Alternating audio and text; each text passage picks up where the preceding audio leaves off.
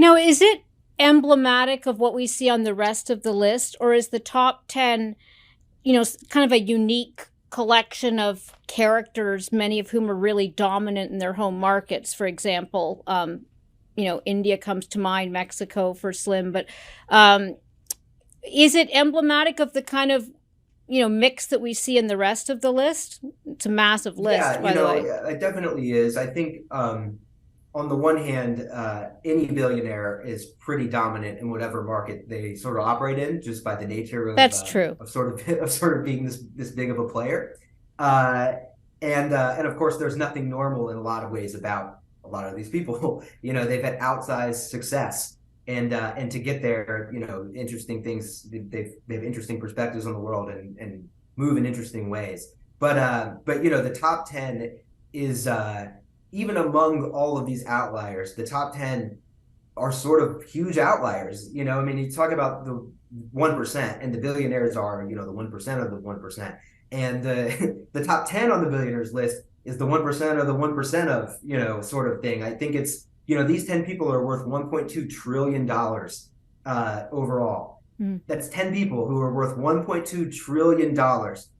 I just, I did the math, and it works out to where 0.4% of the list, 10 people out of 2,640 billionaires, have 10% of the wealth of the entire list. So even, Wow. there's a lot of income inequality and wealth inequality, even among the super wealthy people. Some billionaires are bigger than others. Now, um, this sounds like a bit of an oddball question, but I'm curious about where they're domiciled. Like, if Arnault is in France, that famously is has a high sort of it's a let's just call it a regime where one would get taxed on their wealth. Is he based in France, even though his business is based in France? Yeah, and some of the there certainly are billionaires on the list who have moved around to lower tax places. You famously in the United States, people like Ken Griffin have moved, from Illinois to Florida, that sort of thing. And people, of course, have moved different countries as well, and have sort of given up their U.S. citizenship or citizenship of certain countries. Looking for. There's a lot of billionaires who live in Monaco, for Mm-hmm. example. So there definitely is a good amount of that, but there really are a pretty high number of billionaires who still live and work and operate and run their businesses in the countries where they hail from. And so Arnault, is in France. Obviously all these big names in the U.S. still live in the U.S., and plenty of them, even spend a lot of time or live in California, places like that.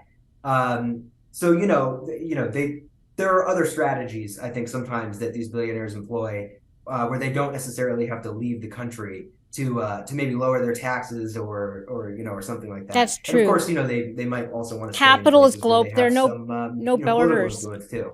No borders for capital. It's very true. So one other question for you, which is you've been doing this for a while. Um, I don't know if whether it's through technology or transparency laws.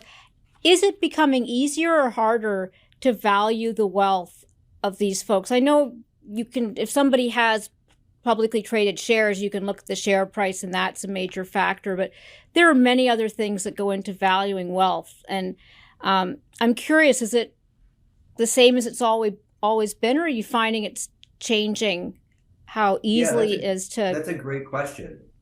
I would say that it's largely the same difficult task that it's been, but the reasons for that are always changing.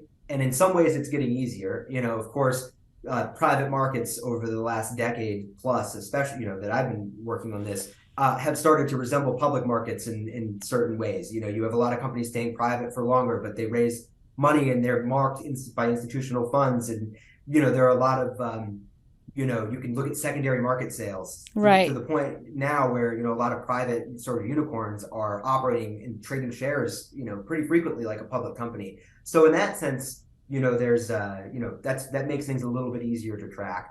But on the other hand, these billionaires often don't want you to look under the hood, and they're constantly finding clever ways and different ways to filter their money, move it around, try to hide it, or just coming up with just new tax strategies to lower their tax bill, and new sort of holding companies and sort of trust structures and things like that are just sort of constantly changing. And so so I don't know that I would say that it's gotten harder or easier. I think it's a difficult task, and it's a huge investigative project that our team does. And I think that of course, as we do it more and more, you get better and better at it, and you learn more stuff and build more sources and all of that. But it's hard to keep up with billionaires and all of the people that they employ to sort of manage their money. It takes a village, literally. Secret and tax efficient ways. Anything else you'd want to say in terms of what struck you, surprised you about this list? Anything, but it must help you see around the corner somewhat when you're looking at some of the bets they're taking as well. Yeah, definitely. I think sort of the biggest takeaways are really just that there are fewer billionaires this year than there were last year, and they're worth less than they were last year. So the billionaires, we found 2,640 of them.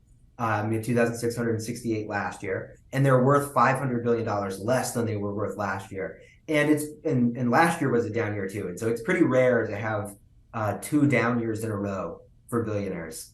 There's a lot of sort of inertia that wealthy people, money breeding money and the rich getting richer. There's a lot of truth to that. And so when you have a couple down years in a row, it does sort of strike you that markets really aren't as enthusiastic maybe as they were a couple of years ago, and billionaires are maybe more conservative than they were a couple of years ago. And you see fears of recessions and things like that. And it definitely is notable when you see even the wealthy are sort of I don't want to say running for the hills, but there's certainly the biggest canaries in the coal feeling mine. The pain, as much as they can, I guess, a little bit more than they were a couple of years ago, for sure. Great. Well, that as it should be. So we will watch them to see where the economy's going.